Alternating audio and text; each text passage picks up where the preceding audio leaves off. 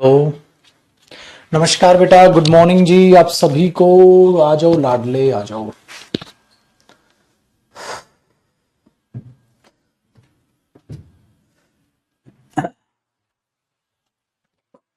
नमस्कार बेटा, नमस्कार, गुड मॉर्निंग। सर टाइम हो गया, आ जाओ, आ जाओगी आगे जो। आपने पुकारा और हम ट्रैफिक को चीर आए। आओ बेटा। पैराजंबल का और कौन सा पीडीएफ दे दूं? मैं खून ले लो तुम भाई साहब। और दे तो दिया। और कितना पैराजंबल का पीडीएफ दे दूं भाई? ए भाई देखो बेटा, ओ लाडले, आज हमने पैसेज सेक्शन करना है। और पैसेज की एक खासियत है बेटा कि ये बहुत आसान होता है। पैसेज की एक खासियत होती है कि ये बहुत आसान होता है। एक सेकंड रुक जाना भाई, मेरे तो दिमाग में ही नहीं रहा।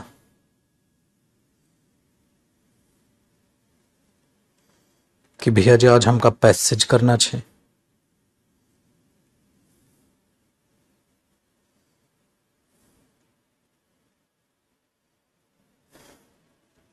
एक सेकंड रुकना बेटा, मैं पीडीएफ सेंड करवा दूं पैसेज वाली। अरे दीपक, व्हाट्सएप लॉगिन है? व्हाट्सएप लॉगिन है? करना एक बार। एक सेकंड बेटा,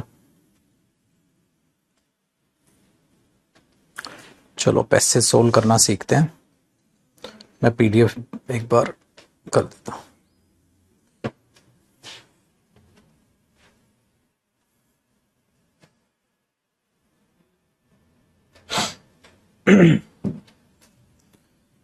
ये लो।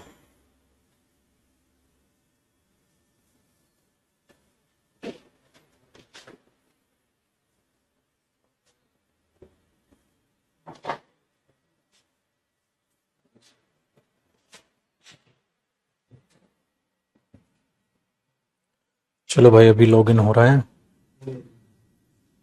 बेटा। पैसेज की 3 पीडीएफ आपको मिलेंगी। 3 है ना ये? Unseen passage, the number of Indian. पूरा फोन ना सारा पीडीएफ से भरा पड़ा है। ये तो शायद आप लोगों के साथ भी होगा ना। पूरा फोन पीडीएफ से भरा पड़ा होगा आप लोगों का भी। आओ जी।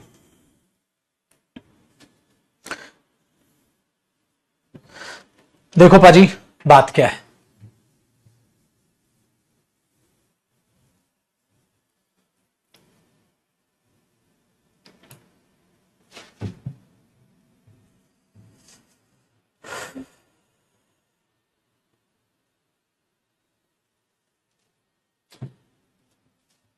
पैसेज को सोल्व करने के लिए आपको एक थोड़ी सी वोकैब है जिसको आपको तैयार करना पड़ेगा। ठीक है, चलो पीडीएफ आगे, ध्यान से सुनिए, कॉपी नहीं करना है मेरे दोस्त। पैसेज को सोल्व करने के लिए आपको ठीक है, एक चीज सीखनी पड़ेगी। उस चीज को बड़े ध्यान से सुनिए, वरना 2-3 तरीके होते हैं बेटा। एक तरीका ये होता है, गुरुजी पैसेज नहीं बनते।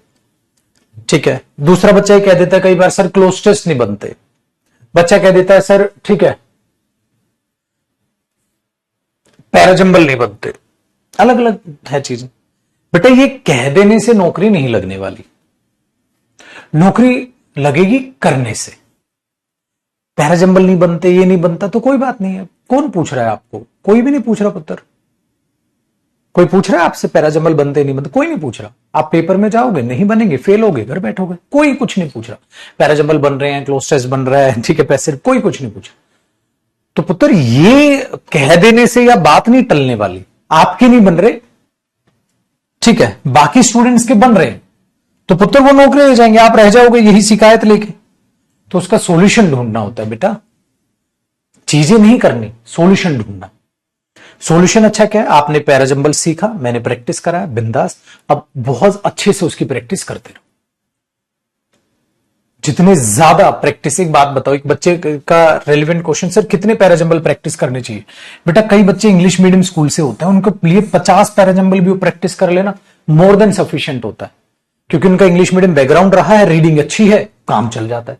मेरे पुत्र आप हिंदी मीडियम वाले हो, आपको कम से कम 150 पैराजंबल करने चाहिए। आपके और पैराजंबल वीक हैं बेटा, आपको 200 पैराजंबल करने चाहिए, और वीक है 250, ये मैक्सिमम है।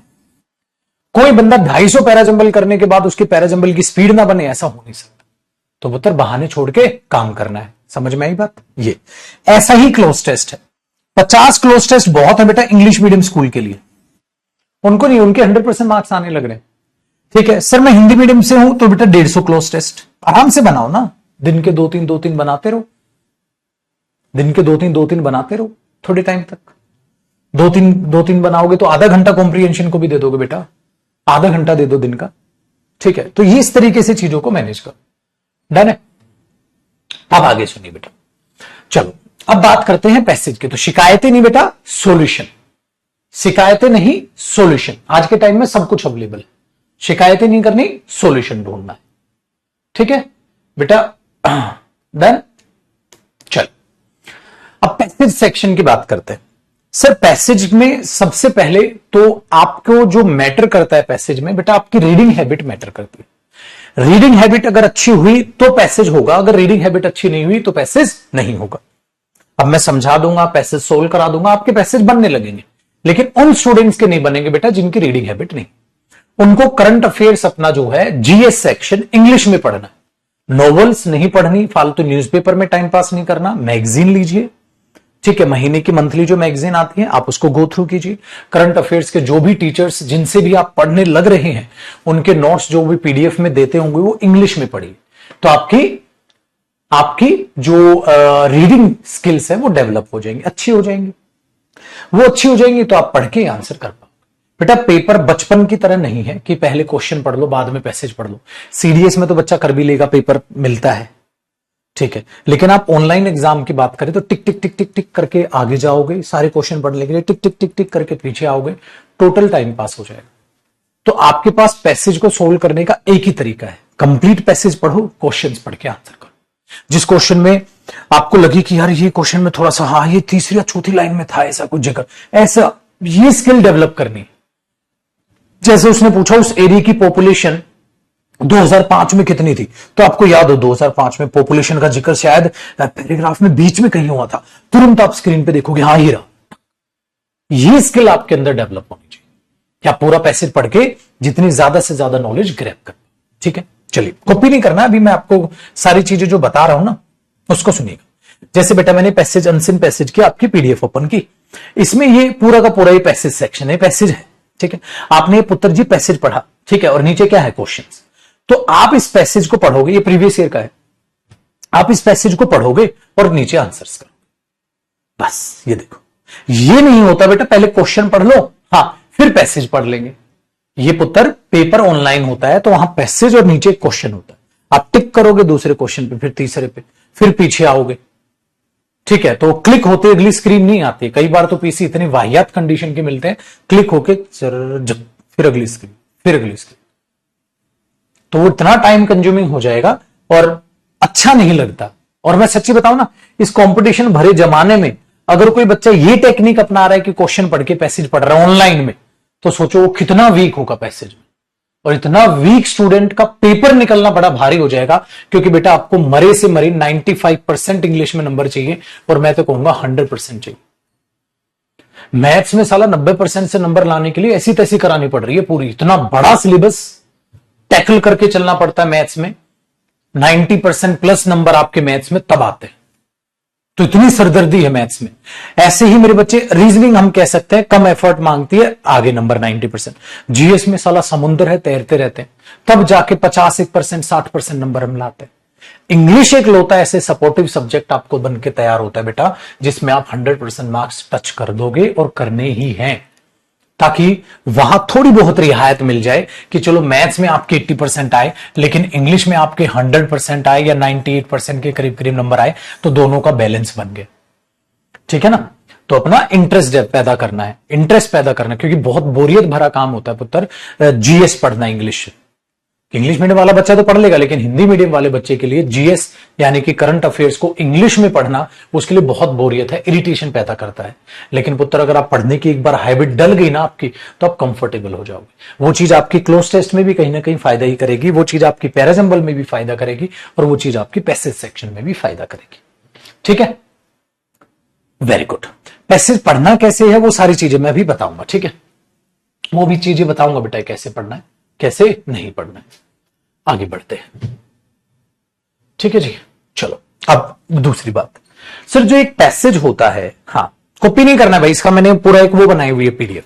जो ये पैसेज होता है इसको करने का तरीका क्या होता है, किस तरीके की बातें करते हैं, एक बार जानते हैं बेटा पूरी सेक्शन को। देखो सपोज करो ये आपका पैसेज, ठीक है, सारी चीजें बताऊंगा, फिर ये सारी चीजें मैंने पॉइंट्स ना लिखे भी हो, ये आपका पैसेज है। आप पैसेज को जब पढ़ते हो तो पढ़ना भी एक कला है कि गुरुजी मेन चीजों को पढ़ें या कोई चीज स्किप करके पढ़ें, कैसे पढ़ना है पैसेज। बेटा पैसेज को पढ़ने के लिए आपको कोशिश क्या करनी है कि हर एक शब्द बोलना नहीं है, क्योंकि बहुत से शब्द ऐसे जिनकी प्रोनाउंसिएशन आपको आएगी नहीं, तो आप उसकी प्रोनाउंसिएशन ढूंढने के लिए थोड़ा कुछ वक्त वहां बिता दोगे। तो आपने क्या है तो आपने करना है जी एक काम पाजी, क्या करना है देखो बेटा, आपने कुछ इस तरीके से पढ़ना है। सपोज करो मैं ये पढ़ूंगा तो मैं क्या करूंगा, the number of Indian students going abroad for higher studies has increased this percent in the past year according to data provide minister of state. ठीक है, मिनिस्ट्री ऑफ एजुकेशन, फिर नाम है कोई, तो आप पढ़ोगे नहीं उसको, ये सुभाष सरकार, टाइम नहीं। As per data provided by him Lok Sabha the number of Indian जो है फॉरेन विजिटर्स इंक्रीज हो गए हैं इतने से इतने साल में। उसने ये क्लियर किया है कि ये जो इमिग्रेशन जो आ रहे हैं लोग मिनिस्ट्री होम अफेयर्स से मेंटेन कर रहे हैं डिपार्चर अराइवल डेटा इंडियंस का। There is no index for capturing the category of Indians की। ये से देख लो मैं कैसे पढ़ रहा हूं, तो मैं इतनी जल्दी इस लाइन तक आ गया, लेकिन आप नहीं आ पाओगे अगर आप इसे बेटा नॉर्मल रीड करोगे। तो the number of Indian students going abroad for higher studies has increased by 68.79% in the past year, according to data provided by the Minister of State in the Ministry of Education, Subhash Sarkar, as per the data provided by him in the Lok Sabha. ऐसे नहीं बेटा, तो कई बार teachers भी बच्चों को ऐसे पढ़ा के फिर पैसेज करार, ऐसे नहीं। इसी को पढ़ने का तरीका है कि आपके पास स्क्रीन पर जब ये होगा ना तो आप नॉर्मल पढ़ोगे। The number of Indian student going abroad, देखो going abroad for higher studies has increased by this percent, बस दिमाग में तो पढ़ लिया ना 68%। तो अब क्या पता नीचे एक क्वेश्चन ये बना दे बेटा, क्या पता एक नीचे क्वेश्चन ये बना दे कि बताओ नंबर ऑफ स्टूडेंट जो अब्रॉड जा रहे हैं हायर स्टडीज में वो कितने परसेंट से बढ़ गया है पिछले साल, तो आपको परसेंटेज ये होगी। हाँ इतना कुछ था। अब ऐसा तो नहीं ना पेपर में ऐसा दे देगा 68.89 है, 68.79, 68.69, ऐसे थोड़ा ना डिजिट देता है वो। ऐसे क्वेश्चन में ऐसे देगा 78.52, 93.58, इस तरीके के अमाउंट देगा। तो एक ही उसके नजदीक वाला अमाउंट देगा 79, तो ऑटोमेटिकली आपको याद आएगा इतना कुछ था। नहीं भी याद आया तो ऊपर स्क्रीन पर नजर मार पाओगे, आपको पता था हाँ इस चीज का जिक्र पैसेज के स्टार्टिंग में था। आपको ये सब चीजों का ध्यान रखना होता है। मतलब आपको एक अध्यापक एक टीचर बनना पड़ता है कि आप अगर टीचर हो तो आप पैसेज में क्वेश्चन कैसे बनाओगे। सोचो अगर मैं टीचर हूं मुझे इस पैसेज से क्वेश्चन बनाना है बेटा, एज एन एग्जामिनर आप सोचो इस पैसेज से क्वेश्चन कैसे बनाओगे। आप बोलोगे हाँ मैं इससे क्वेश्चन ये ड्राइव कर सकता हूं, ठीक है ये ड्राइव कर सकता हूं, देखो आप बना पाओगे। ठीक है, फिर हमने देखा यार एक क्वेश्चन यहां बन सकता है क्या, जो इंडियंस एनरोल कर रहे हैं, ठीक है हाँ वो इतने लाख से इतने लाख हो गया। अब मुश्किल क्वेश्चन क्या बनेगा, कितना चेंज है, तो दिस माइनस दिस होगा। कितने से कितना हो गया, कितने से कितना हो गया मतलब 7.5 हो गया। 2022 में कितना हो गया, 2021 में कितना था, कितने सारे क्वेश्चन बन सकते हैं। ये चीज याद रखो। इसका ये चीज आपके पास ना बहुत बढ़िया चीज बनेगी कि आप खुद से ये सोचो यहां से क्वेश्चन बन सकता है, तो आपकी खोपड़ी में वो रहेगा हाँ ऐसा क्वेश्चन बन सकता है, ऐसा क्वेश्चन बन सकता है, ऐसा क्वेश्चन बन सकता है। तो खुद से भी आप क्वेश्चन बनाने की जब कोशिश करो, ठीक है। ये चीज है, पढ़ते वक्त पढ़ने की ये कला होगी और इस तरीके से आपने पढ़ना। दूसरी चीज, अगर हमें किस मुकाम पर पहुंचना है, हमें एक मुकाम पर पहुंचना है कि पूरा पैसेज पढ़ के क्वेश्चंस पढ़ेंगे, सर आंसर करेंगे। बेटा ये read the passage and answer the question, ठीक है। देखो, read the following passage and answer the questions given after it. जो ये कह रहा है वही करना है। पैसेज पढ़ो पूरा बेटा और क्वेश्चंस के आंसर करो, उसके लिए मेहनत करो। इतनी प्रैक्टिस बढ़ा दो कि आपकी वाकई में हैबिट बन जाए कि पैसेज पढ़ेंगे आंसर करेंगे, पैसेज पढ़ेंगे आंसर करेंगे, बस और कुछ नहीं। तो बेटा इंग्लिश मीडियम स्कूल वालों को क्या फायदा हो जाता है, वो 9th में, 10th में, 11th में, 12th में, अब प्राइवेट स्कूल में तो 6th क्लास से पैसेज आ जाते हैं। उनको इतनी आदत है पैसेज करने की, वो खुद से ही कर लेते हैं, टेंशन ही नहीं। मेहनत हिंदी मीडियम वाले मेरे बच्चों को करनी है, क्योंकि मेहनत उनकी यहां ज्यादा लगनी।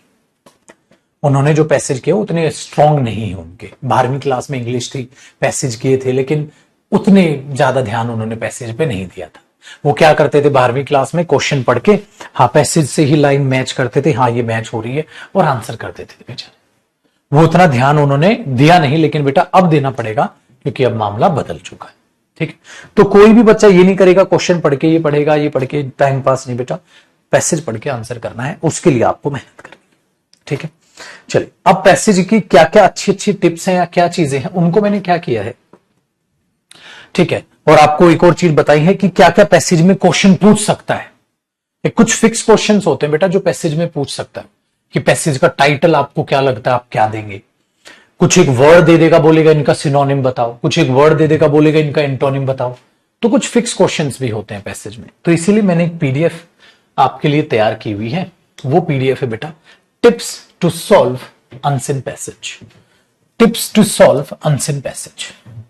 अब इसको देखिएगा जी जरा, इसमें मैंने क्या किया है, और इस पूरी की पूरी पीडीएफ को आपको बड़े ही अच्छे से ध्यान से समझना।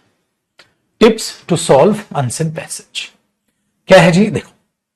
योर एबिलिटी, सबसे पहले तो आपकी एबिलिटी क्या होनी चाहिए एक पैसेज को, ठीक है, करने के लिए, वो है बेटा understanding the meaning of individual words and sentences.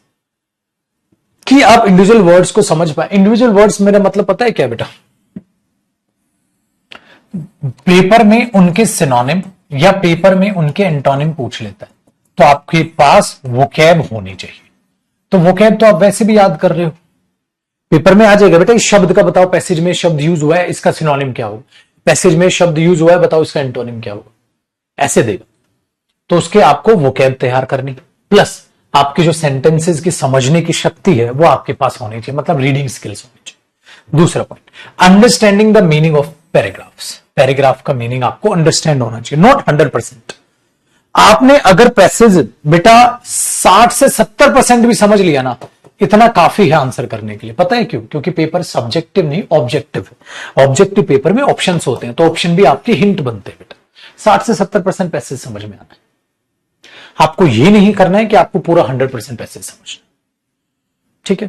चलिए, एक बच्चा रिक्वेस्ट कर रहा है कि सीडीएस के सर वो पेपर अपलोड करवा देना 2023 वाले, ठीक है बेटा। और वो मैंने टेलीग्राम पे भी डाले हुए हैं छुटकू, वैसे इंग्लिश बाय जयदीप सिंह आप टेलीग्राम पे सर्च करते हो, जो है चैनल ऑफिशियल चैनल, उस पर देख लेना, तो डाले हुए मैंने 2023 वाले। वैसे आप कह रहे हो बैच में भी अपलोड करा दूंगा, कोई दिक्कत नहीं। देखो बेटा, distinguish between minor and major points.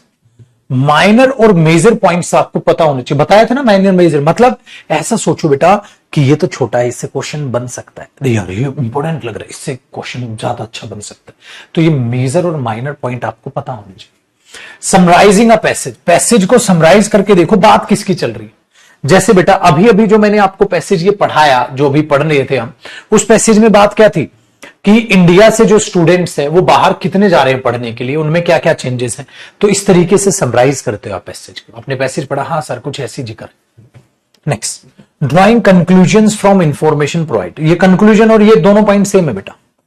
Conclusion और ये समराइज करने में आप यही देखते हो कि पूरी इंफॉर्मेशन कहना क्या चाह रहा है।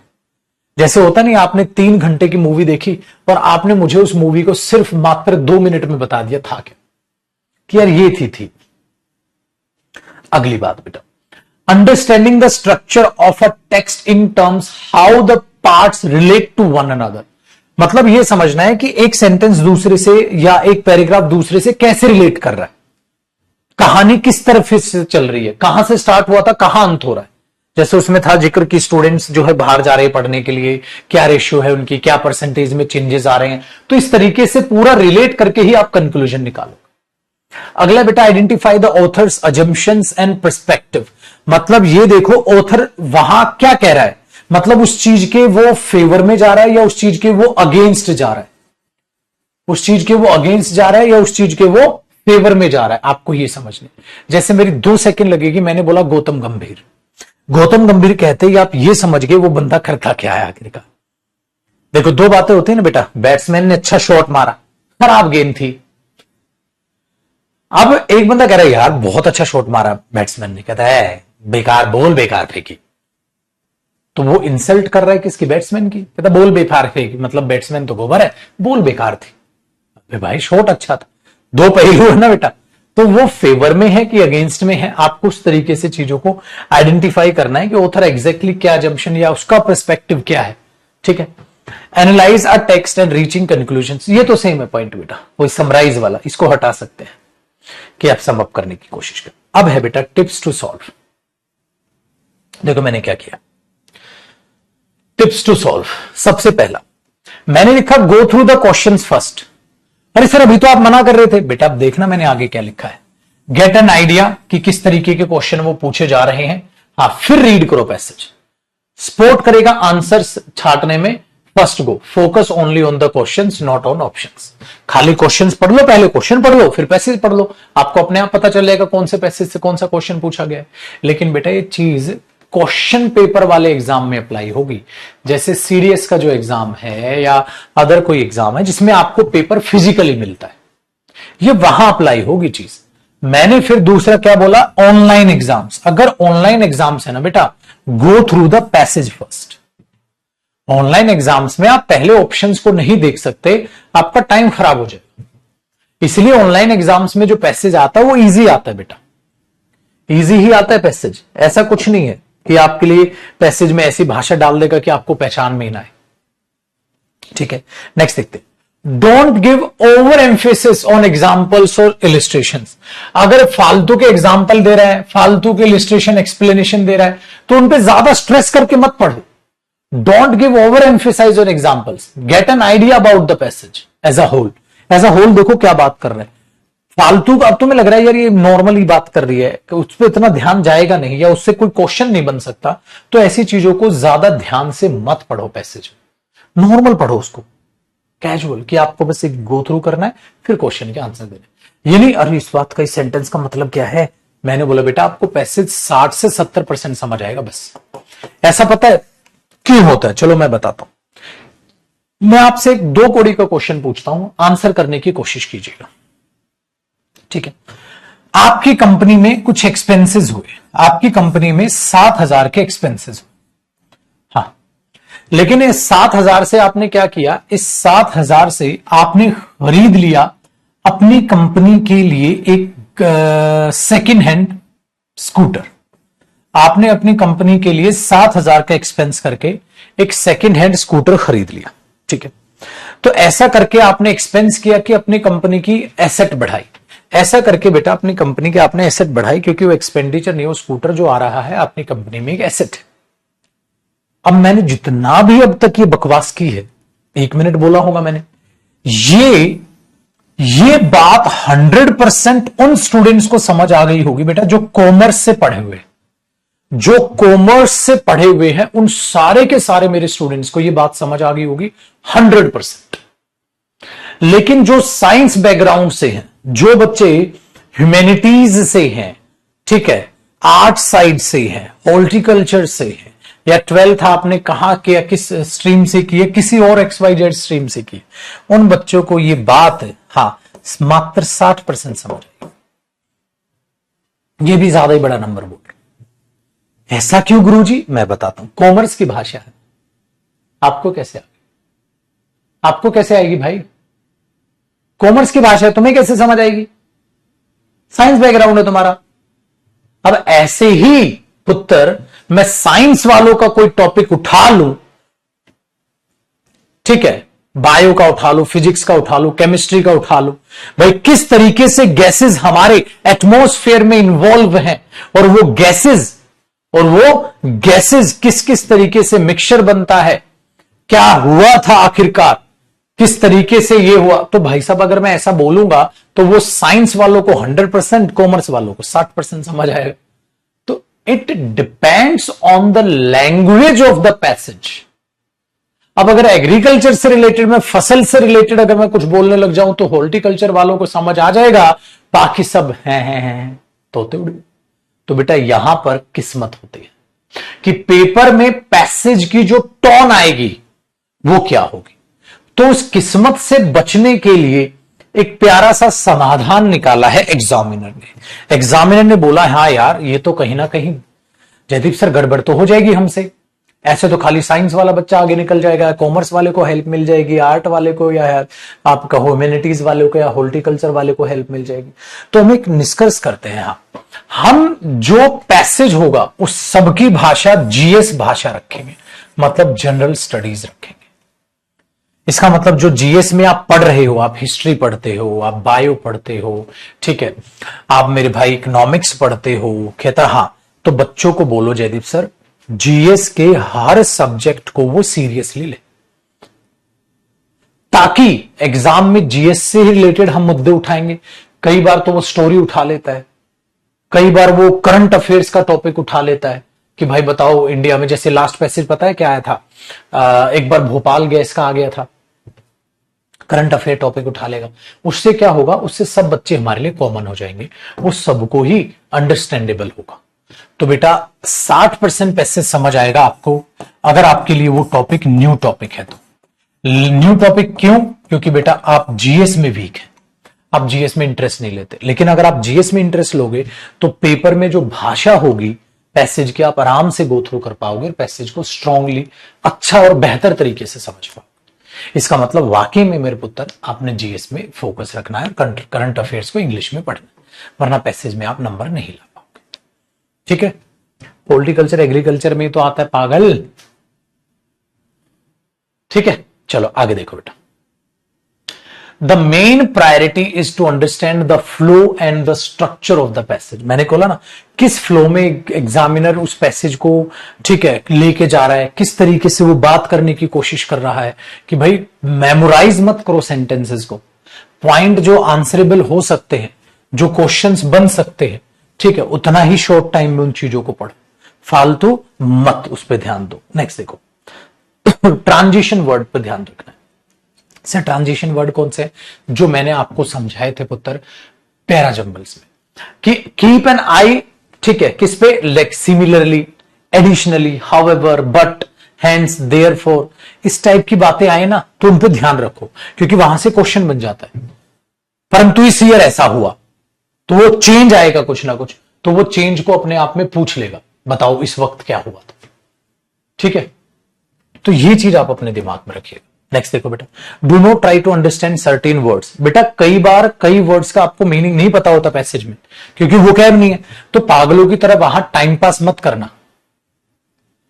ठीक है, टाइम पास मत करना कि आप पढ़ रहे हो, यार इस वर्ड का तो मतलब ही नहीं पता। अब इस वर्ड का मतलब नहीं पता होगा तो पैसेज नहीं सोल्व होगा, आगे पढ़ना।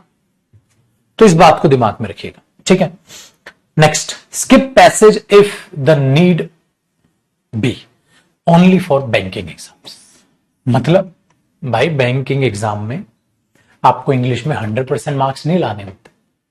अब बच्चा आपको कहता हो, सुना होगा सर बैंक में इंग्लिश बहुत मुश्किल आती है, तो बेटा बैंक में तेरे को 100% नंबर भी नहीं लाने इंग्लिश में,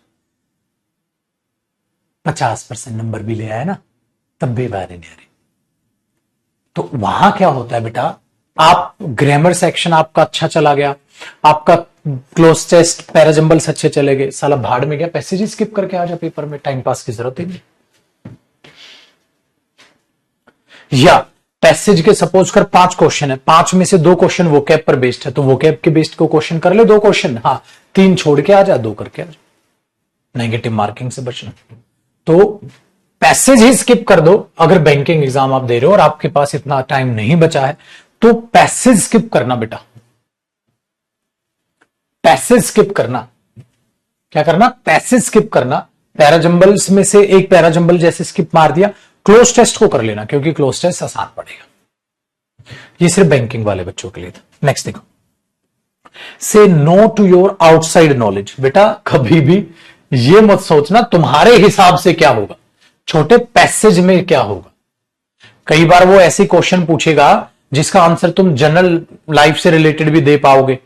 हाँ, क्लियर है? तुम अपना हिसाब मत घुसाना। मैं पूछूं पोल्यूशन क्यों हो रहा है, तो ये मत बोलना भाई साहब फैक्ट्रियां बढ़ रही हैं, फलाना ढिमकाना। भाई वो पैसेज में देख क्यों हो रहा है, पैसेज में किस चीज का, किस कोज का जिक्र किया गया। तो खुद का ज्ञान ना बांटे, पैसेज में से क्या होगा, पैसेज में से क्या निकलेगा, उस पर ध्यान देना, खुद की नॉलेज नहीं लगानी। ठीक है, ये ध्यान रखना। तो बेटा ओवरऑल सिंपल, आराम से इजी गो में पैसेज पढ़ना और आंसर करना। अब जो इंपोर्टेंट पॉइंट्स मैंने कहा था बनाने को, ये क्या मतलब हुआ सर? शॉर्ट नोट बनाते हो बेटा, ये भी उनमें है, ज्यादातर ये चीज उसमें काम करेगी जो आपका फिजिकल पेपर होता है।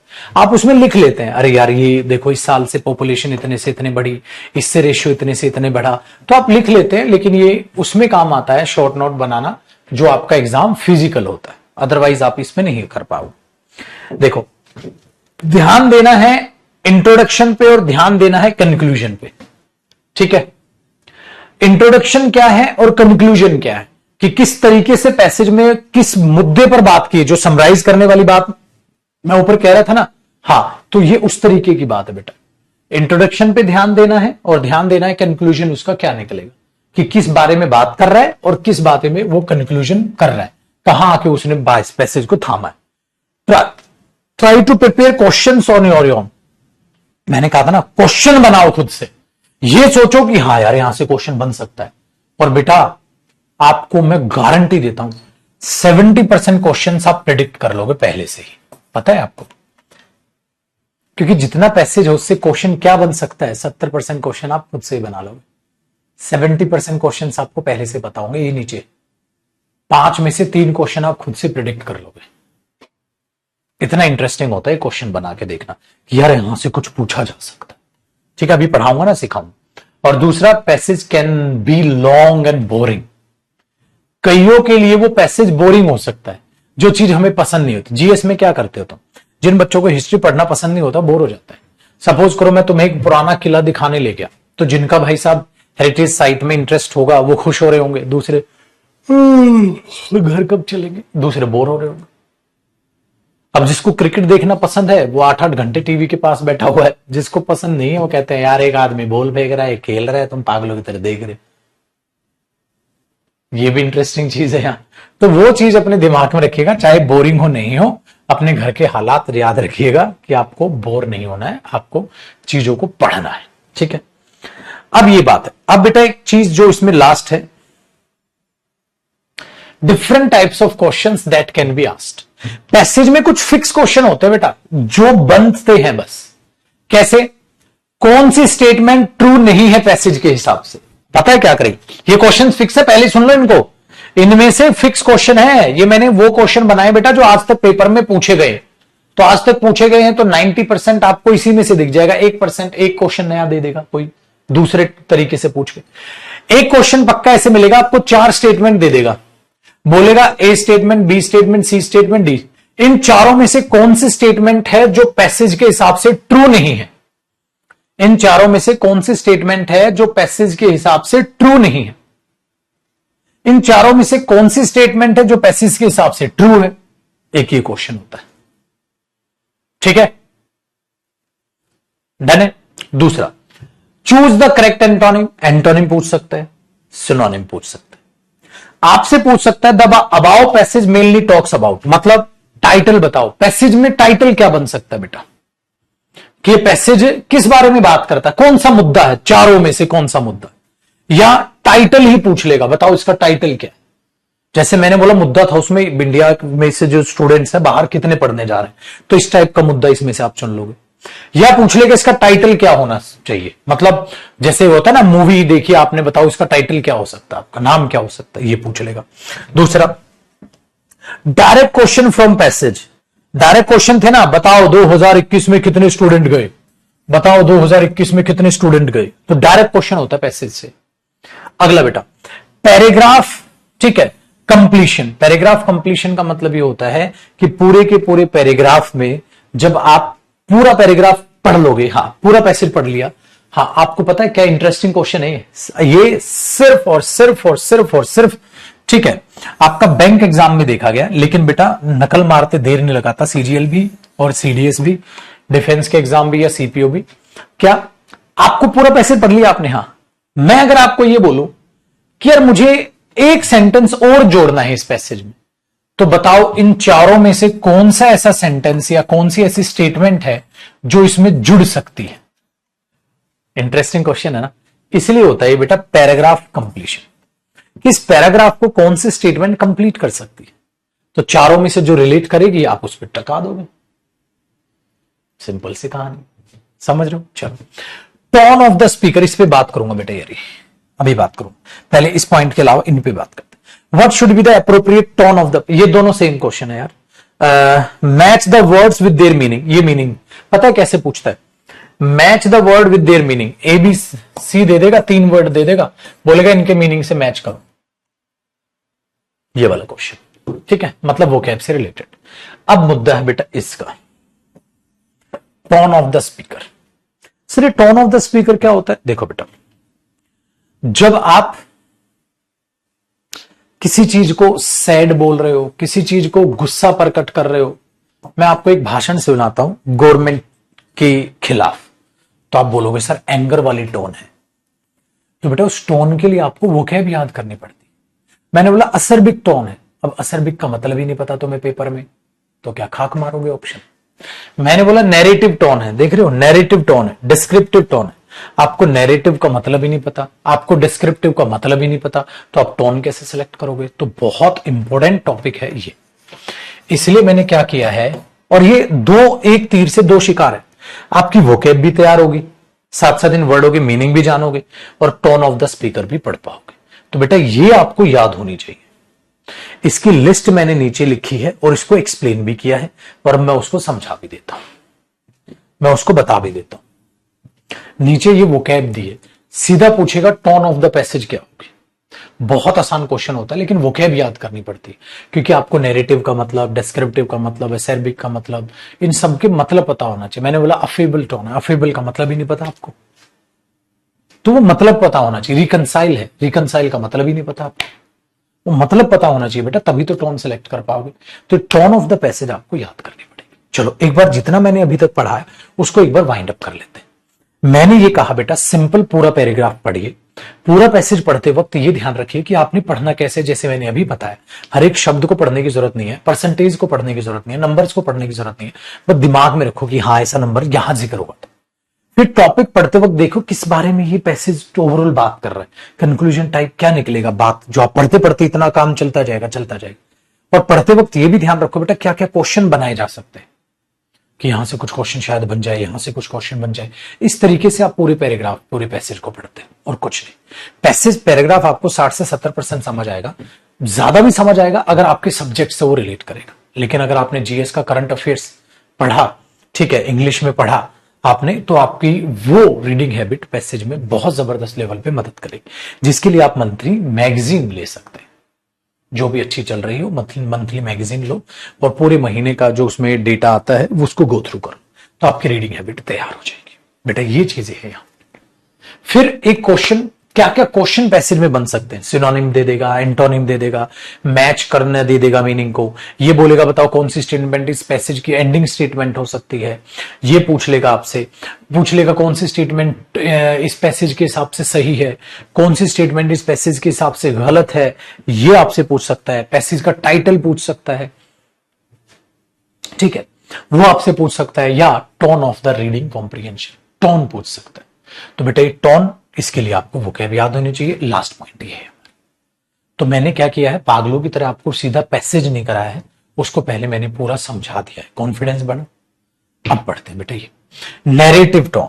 जब आप बात करते हो बेटा नैरेटिव टोन या डिस्क्रिप्टिव टोन, देखो डिस्क्रिप्शन देना और नैरेट देना, आप डिस्क्रिप्शन डालते नहीं है वीडियो के नीचे, उसका मतलब क्या होता है? उसका मतलब होता है बेटा नैरेटिव का मतलब ऑथर कोई ना कोई कोशिश कर रहा है आपको किसी ना किसी स्टोरी को या किसी ना किसी घटना को बताने की। मतलब आपको यह बता रहा है क्या हुआ था, क्या नहीं हुआ था, पूरा का पूरा एक्सप्लेनेशन दे रहा है। नैरेट करना यही तो होता है। देखो नैरेशन में आप टॉपिक में क्या पढ़ते हो बेटा, दूसरे के शब्दों को अपने शब्दों में बताना, इंफॉर्मेशन देना। तो जब आपको कोई चीज इंफॉर्मेशन दी जाती है कि भाई ये हुआ था, ये हुआ था, ये हुआ था, ये, तो मैं आपको वो सीन, मैं आपको वो इवेंट, वो घटना मैं आपको नैरेट कर रहा हूं। This is called narrative tone. This is called narrative tone. मैं आपको वो चीज नैरेट कर रहा हूं, बता रहा हूं कि क्या क्या हुआ था। सो नैरेटिव रीडिंग जो बनती है, ऑथर अपने आप को ट्राई करता है स्टोरी या इवेंट बताने का। तो वही चीज है, लाइक डिस्प्यूट बता रहा है, कॉन्फ्लिक्ट बता रहा है, प्रॉब्लम्स, जैसे इंडिया और पाकिस्तान के बीच कोई समस्याएं चल रही है और मैं आपको वो चीजें सारी व्याख्यान कर रहा हूं, उसको बोलते हैं नैरेटिव टोन या डिस्क्रिप्टिव टोन। आगे देखो बेटा, फिर एक टोन है सरकास्टिक। सरकास्टिक तो आपको पता है, इसका मतलब क्या होता है बेटा, एक्चुअल जो मीनिंग है उसका अपोजिट आप बोल रहे हो। ठीक है, सरकास्ट करने का यही तो मतलब होता है। सो सरकाज्म का मतलब क्या होता है, यही तो होता है जब आपका ऑथर जो है पैसेज में ये बोलता है सरकास्टिक टोन गौतम गंभीर की है, ताने मारने वाली टोन, याद है ना, ताने मारने, सरकास्टिक टोन। कैप्टन ही अगर वर्ल्ड कप जिताता तो फलाना जिता देता, तो धोनी ने वर्ल्ड कप नहीं जिताया, पूरी टीम अच्छा खेली। यही तो है, बंदा परेशान है बेचारा। तो सरकास्टिक टोन यही होती है बेटा, जिसमें आप जो भी बोल रहे हो ना, हाँ, ताने मारने की कोशिश कर रहे हैं, उसको सरकास्टिक टोन कहा जाता है। आगे देखते हैं बेटा, क्रिटिकल एंड सिनिकल। क्रिटिकल और सिनिकल का मतलब क्या होता है, क्रिटिकल टोन जो होती है ना बच्चे, हाँ, आप उसमें लोगों की गलतियां निकालते हो। जैसे मैंने भोपाल गैस का एग्जांपल लिया, वो बेस्ट था। भोपाल गैस का जब पैसेज पेपर में आया था तो उसने क्रिटिकल टोन उसको बोला था। क्रिटिकल टोन होता है जब आप लोगों में या किसी चीज में कमी निकालते हो। ठीक है, कि भाई ये देखो इस वजह से ये गलती हुई, ये देखो इस वजह से ये गलती हुई। तो critical tone often describes a fault finding attitude, जब आप दूसरों की गलतियां बताते हो, ठीक है, हाँ, इन अ नेगेटिव सेंस कि क्या हुआ क्या नहीं हुआ। तो डीप एनालिसिस आप करते हो इश्यू का और बताते हो कि भाई ये टोन है। तो यहां जो क्रिटिकल टोन है, इसका मतलब वो फॉल्ट निकालने की कोशिश कर रहे हैं। सिनिकल भी क्या होता है बेटा, जब ऑथर कन्वे करता है doubtful nature, he is pessimistic about whether something will happen और whether it worthwhile. These two are pretty common tones है रीडिंग कॉम्प्रिहेंशन की। तो सिनिकल और क्रिटिकल थोड़ा एनालाइज करके आपको ये बताएगा कि ये हो सकता था और बेहतर, ये हो सकता था और बेहतर, ये हो सकता था। तो फॉल्ट फाइंड करना, गलतियां निकालना। नेक्स्ट देखो, नोस्टैल्जिक। नोस्टैल्जिक का मतलब क्या होता है बेटा, नोस्टैल्जिक का मतलब है जब आप बात करें sense of longing for the past, good और सैड मेमोरी। इसका मतलब सर हम बात कर रहे हैं अपने पास्ट की, जो आपके लिए ये कहो बेटा एक सेकेंड राम, ठीक है, खांसी आ रही थी, आई नहीं। जो आपके, ठीक है, पास्ट में कुछ बुरा हुआ, यार ये हुआ ये हुआ, ठीक है, हाँ, तो ये हो सकता था, उदास भरा, ठीक है, आप कुछ इवेंट शेयर कर रहे हैं, पास्ट में ये हुआ, उस पर दुख जाहिर कर रहे हैं कि ये होना था, तो उसको नॉस्टैल्जिक बोलते हैं बेटा।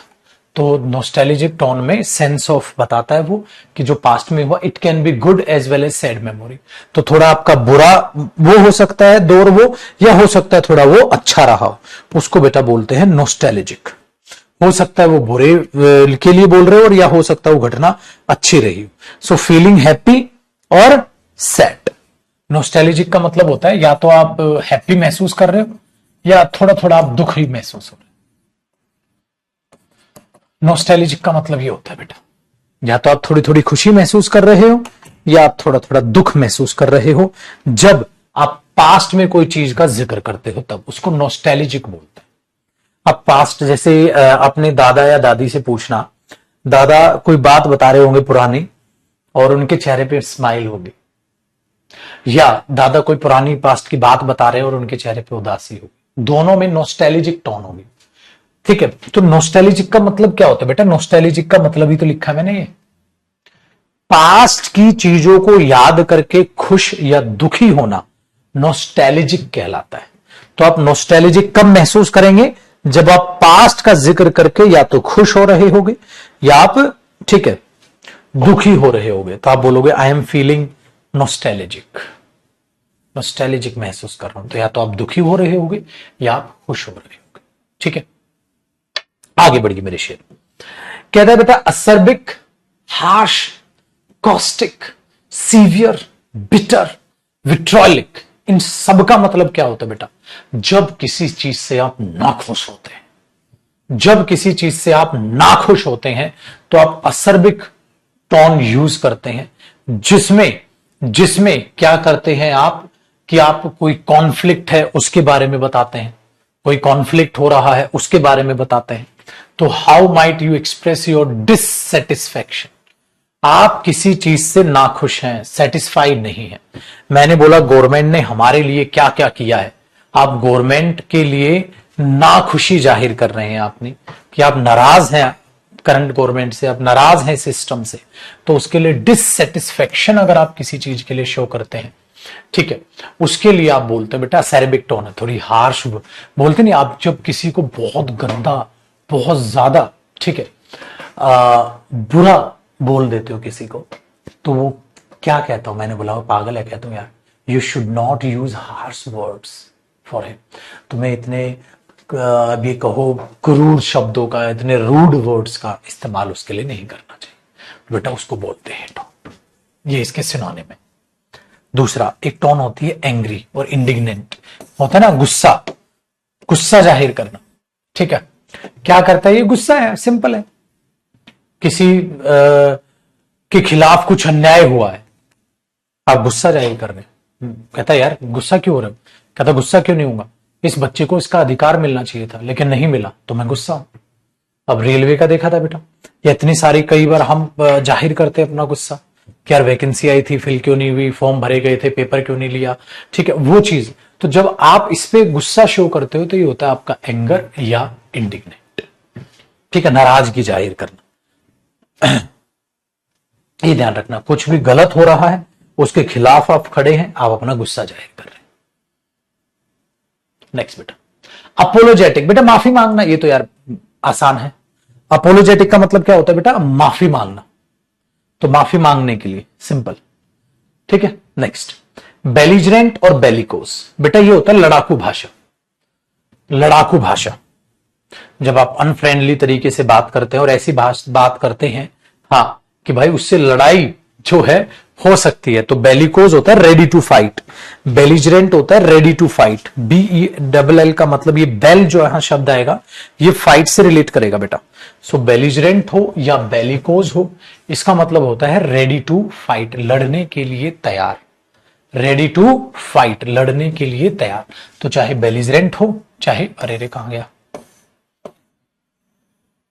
बेलिकोस हो, ठीक है। जैसे एक नेता है वो पाकिस्तान के खिलाफ कुछ ऐसी वाणी बोल रहा है जिससे लड़ाई हो सकती, बेलिकोस भाषा, रेडी टू फाइट। उखाड़ क्या लेगा बे तू मेरा, तेरे में दम है, तेरी औकात है, तो बेलिजरेंट टोन है बेटा आपकी, ये बेलिजरेंट टोन है। रेडी टू फाइट, आप तो लड़ने के लिए एकदम तैयार, आप तो लड़ने के लिए एकदम तैयार है, तो ये टोन है आपकी बेलिजरेंट या बेलिकोस टोन। नेक्स्ट देखिए बेटा बाइस्ड का टोन का मतलब समझते हो, आप किसी एक की साइड ले रहे हो, आप किसी एक की, वन साइडेड टोन, आप किसी एक की साइड ले रहे हो, उसको क्या बोलते हैं? बाइस्ड। इनको वोकैब के लिए भी याद रखना, आज ये मानो कि आपकी वोकैब क्लास चल रही है, गुरुजी ये सारे शब्दों का मतलब समझा रहे हैं हमें।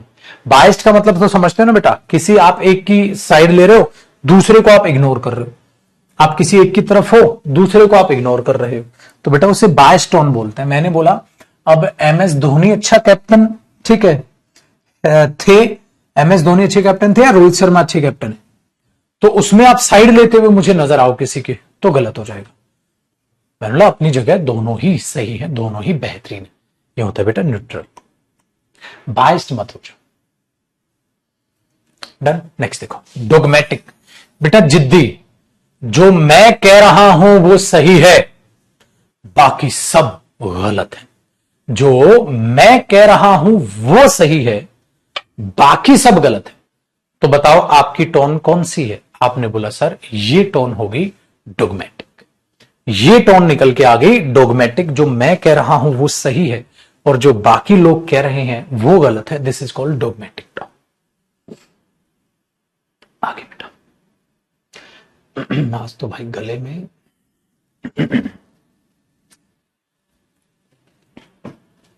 ये पोल्यूशन से हो रहा है बेटा। पानी भी पी लिया, सूख रहा है। चलो, यूफेमिस्टिक। यूफेमिस्टिक का मतलब होता है बेटा, ध्यान से सुनिएगा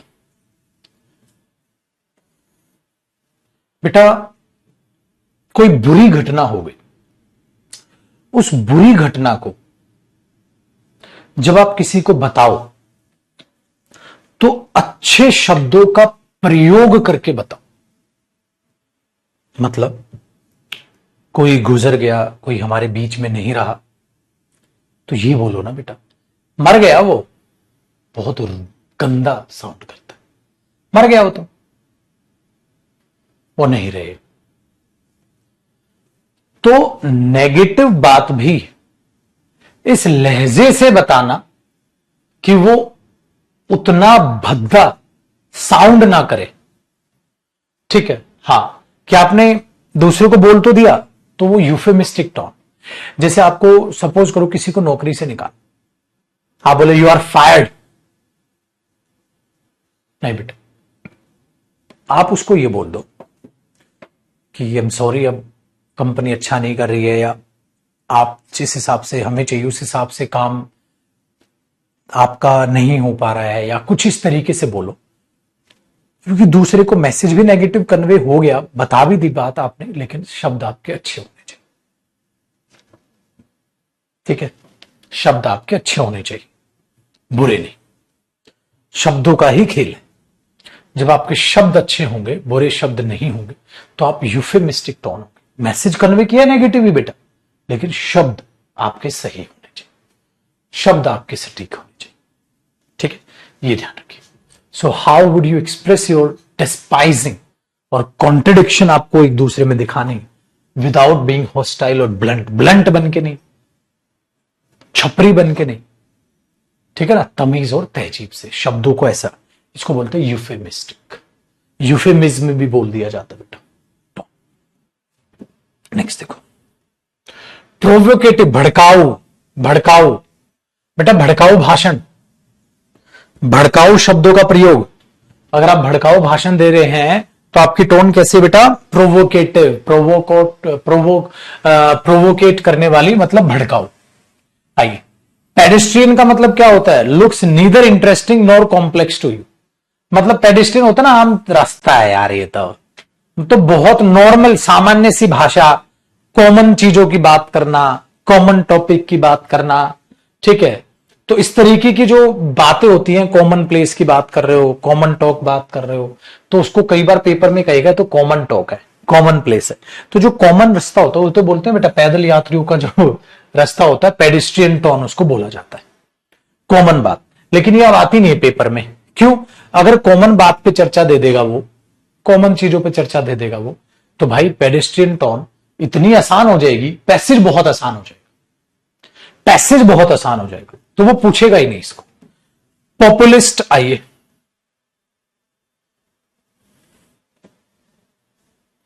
देखो भाई, पॉपुलिस्ट का मतलब है कोई भी आपको ऐसी टोन देगा जिसमें थ्योरी या कैरेक्टर वो बताएगा जो जनरल, ठीक है, पॉपुलिस्ट से है। The author of the passage populist tone explain करेगा features behaviour of common people. मतलब लोगों का बिहेवियर क्या है, लोग क्या करते हैं। ठीक है, लोग क्या करते हैं। आजकल आप देख रहे हो लोग ये कर रहे हैं, लोग सुबह से शाम तक अपनी लाइफ में बिजी से हो गए हैं। ठीक है, घर पे भी ज्यादा टाइम नहीं दे पाते, या खुद को भी ज्यादा टाइम नहीं दे पाते, तो लोग इतना ज्यादा बिजी हेक्टिक शेड्यूल में फंसे पड़े हैं सुबह से शाम तक। तो ये होती है बेटा पॉपुलिस्ट टोन, आम आदमी की चर्चा, आम आदमी की बात, ये चीज। अच्छा, ये तो मैंने बता दी ना, ये तो रिपीट है बेटा। सरकास्टिक, टोंट करने वाली टोन, सरकाज्म ऊपर आ गया है, ये सेम है, टोंट करने वाली टोन। मोटिवेट, मोटिवेशन टोन तो आप जानते हो बेटा। रोमांटिक टोन पेपर में देता नहीं, रोमांटिक में ना स्टोरी देगा, लव बर्ड्स की स्टोरी, रोमांटिक टोन। ठीक है, वो पेपर में नहीं आती है। मोटिवेटिंग आप जानते हैं, मोटिवेट करना किसी को। ठीक है, आप जिंदगी में, ठीक है, मैं ऐसी एक बात बोल रहा हूं कि देखो, मेहनती इंसान मेहनत करके जिंदगी में वो हासिल कर लेते हैं जो वो करना चाहते हैं। हारे हुए इंसान को वो मिलता है जो मेहनती इंसान छोड़ देते हैं। हम यही तो बोलते हैं। तो ये कैसी टोन है? मोटिवेटिंग टोन है। रोमांटिक टोन आप जानते ही हैं, सारे के सारे आशिक भरे पड़े हो तुम लोग। चलो, ये था बेटा। तो ये टोन्स पे आपने जो भी याद कराई मैंने, मतलब टोन वोकैब है। आपको उस वर्ड का मतलब पता हो, आपको मतलब ही नहीं पता उस वर्ड का, तो आप टोन क्या बताओ?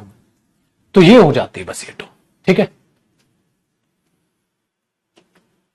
आओ मेरे दोस्त, अब जरा पैसेज को टैकल करते हैं, एक पैसेज करते हैं।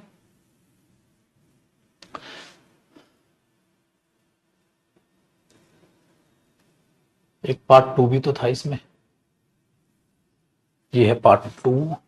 ये तो पहली पीडीएफ है हमारी। ये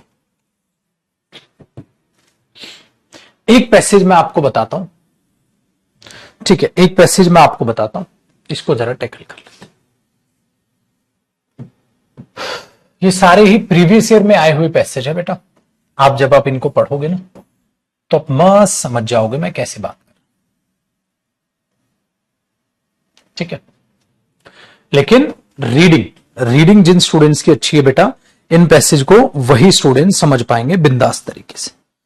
ठीक है मेरे शेर, देखो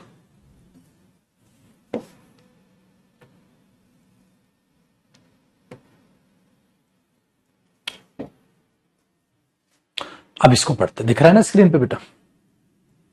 अब बोलोगे इसको कितना बड़ा पैसे? अरे बहुत आसान है, पागल है क्या तो। नंबर ऑफ इंडियन स्टूडेंट्स जो एब्रोड जा रहे हैं हायर स्टडीज के लिए वो बढ़ गए हैं इतने % से। ठीक है, कब? पिछले साल। तो आपने ये बोल दिया, डन है भाई। आगे कि जो इंडिया के स्टूडेंट्स हैं एब्रोड पढ़ाई के लिए कितने जा रहे हैं।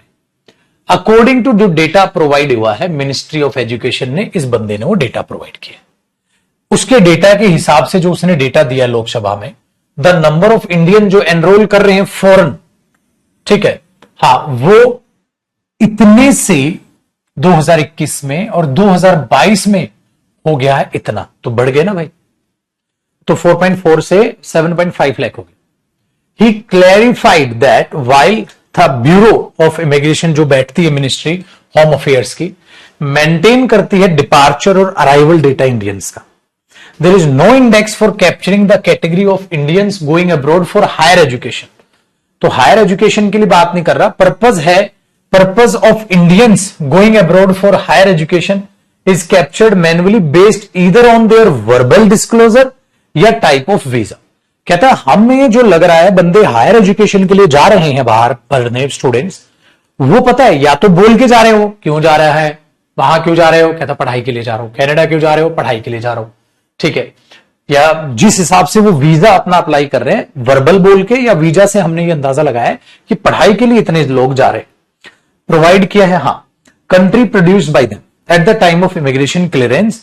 तो सरकार ने ये कहा, उस बंदे ने दे ये था ना, सरकार ने ये कहा according to the data provide जो मिनिस्ट्री ने किया है, number of Indian nationals increased from 4.54 lakh से 2017 में, और 2018 में इतना हो गया। देखो एक डेटा दिया 2021 में इतना, 2022 में इतना, पैसे से तीसरी line.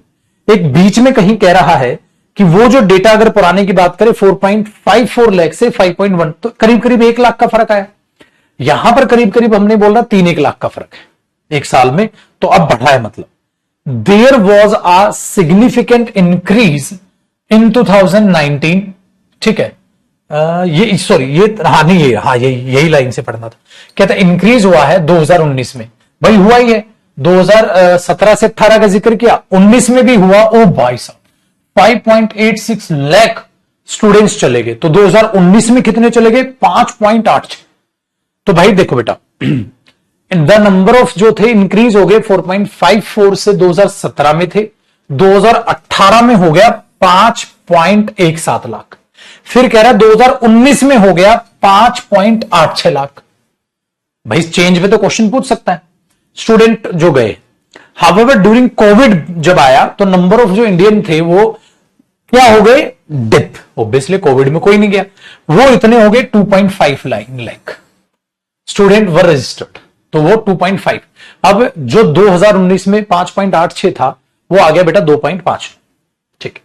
While the number of continue to remain low, फिर लो रहा, इट्स अ स्लाइट इंक्रीज 2021 में दिखा विद 4.4 लाख। 2021 में 4.44 लाख हो गया, रजिस्ट्रेशन बढ़ गया।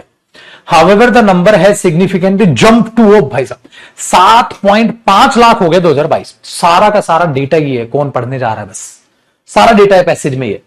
फिर कहता था increase in number Indian nationals abroad, ये हुआ है लेटेस्ट। अगर हम रिपोर्ट देखें in the number of Indian nationals abroad, जो अगर हम लेटेस्ट रिपोर्ट देखते हैं from some of popular study abroad destinations में सच एज यूएस, यूके और ऑस्ट्रेलिया में जा रहा है बंदा। कहां जा रहा है? यूएस जा रहा है, यूके जा रहा है या ऑस्ट्रेलिया जा रहा है? फॉर द यूके जो है, वो ये कहते हैं कि 127 इतने वीजाज ग्रांट हुए हैं इंडियन स्टूडेंट्स को सितंबर 2022। तो सितंबर 2022 में 1,27,731 वीजा दिए। इंक्रीज है कितने से? 93,000 से, तो प्लस इतने परसेंट अगेंस्ट इतने 2019 में। ठीक है। अब यार इतना सारा डेटा थोड़ा याद रहेगा, बस ध्यान रखो कि पैसेज के अंत में कुछ ऐसी बात हुई। फिर कह रहा है 2022 में प्रिडिक्ट किया जा रहा है जो number of Indian students America में जो जाएंगे, वो कहां से जाएंगे? To surprise those from China. इसका मतलब चाइना की बजाय अब कहां जाना चालू कर देंगे लोग? अमेरिका। चाइना अवॉइड कर रहे हैं भाई अब तो। डन। 2022 से 23 का ये डेटा है। बस अब बेटा पढ़ लिया ना पैसेज, अब आंसर करो, यहीं से दमखम पता चल जाएगा तुम्हारा कितनी है।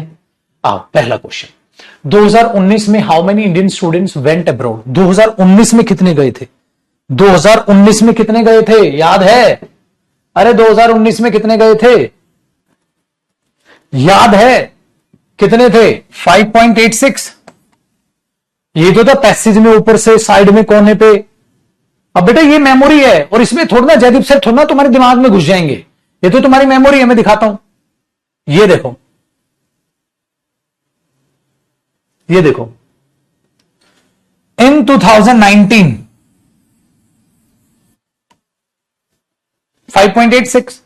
अब ये तुम्हारी मेमोरी है बेटा, जयदीप सर क्या कोई भी कुछ नहीं कर पाएगा, ये तो मेमोरी है, पढ़ा है तुमने। बताओ 5.86 था, देख लो। अब next, which of the following countries not very popular Indian students?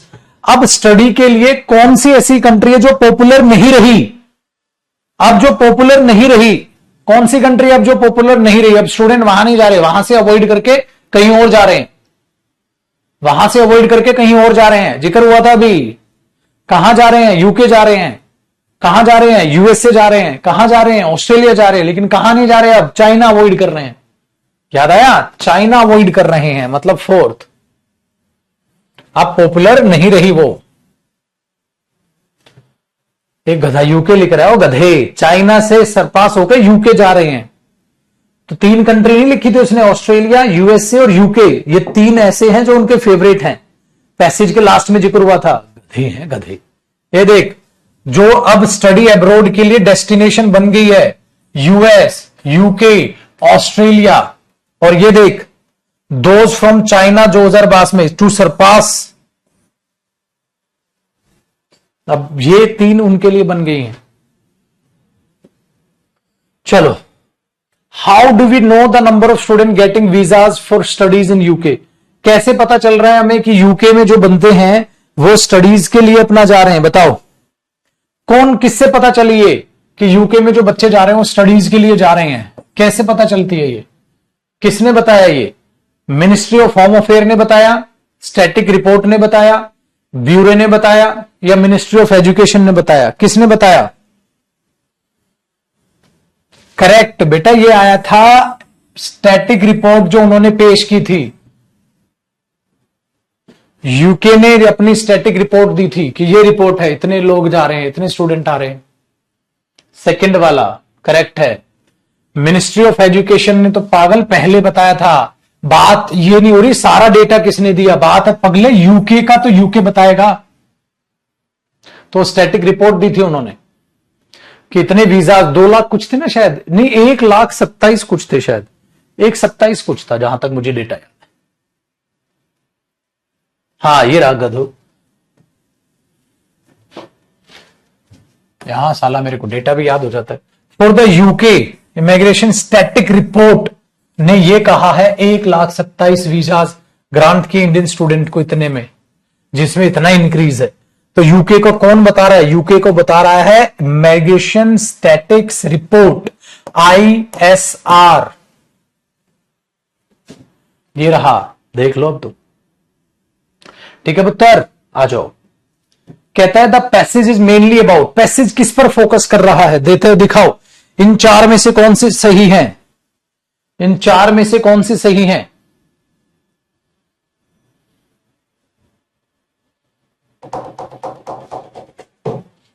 चार में से कौन सा सबसे ज्यादा रिलेट कर रहा है? चार में से कौन सा सबसे ज्यादा रिलेट कर रहा है, ये बताना है बेटा आपको। बताओ चार में से कौन सा सबसे ज्यादा रिलेट कर रहा है? कौन सा चार में से सबसे ज्यादा रिलेट कर रहा है? आप बोलोगे गुरुजी इंडियन बाहर जा रहे हैं हायर स्टडीज के लिए। ये था बेटा पैसेज, ये पिछले साल का। तो भाई पैसेज कितना आसान है, मजा आया, डर निकला, खौफ निकला। चलो अभी अगली क्लास में भी इसको प्रैक्टिस करेंगे, पैसेज को चलाएंगे, फिर खत्म करेंगे। पैसेज बेटा ज्यादा मैं प्रैक्टिस कराऊंगा नहीं, क्योंकि ज्यादा मेरे प्रैक्टिस करने से आपके नंबर नहीं बढ़ेंगे, आपके प्रैक्टिस करने से बढ़ेंगे। तो इसका कंटेंट जरूर मैं रेडी करा के दूंगा। तो अगली एक क्लास और दूंगा, एक क्लास और पढ़ेंगे और प्रैक्टिस कर लेंगे, ठीक है, पैसेज सेक्शन को। फिर मैं आपके लिए बढ़िया सा होमवर्क तैयार करूंगा, फिर बाकी अपना जो टॉपिक वाइज वगैरह बाकी चीजों को पे प्रैक्टिस पे आएंगे। अरे मेरे प्रभु, ऐसे लग रहा है मजा आएगी हो, ठीक है। और भाई अब यूट्यूब पर भी हलचल चालू करेंगे यार, काफी टाइम हो गया। आज बेटा हो सकता है आज से एक क्लास में आज यूट्यूब पे लूं या मंडे लूं, कोई ना कोई तो करेंगे, कुछ ना कुछ प्लान कर लूंगा।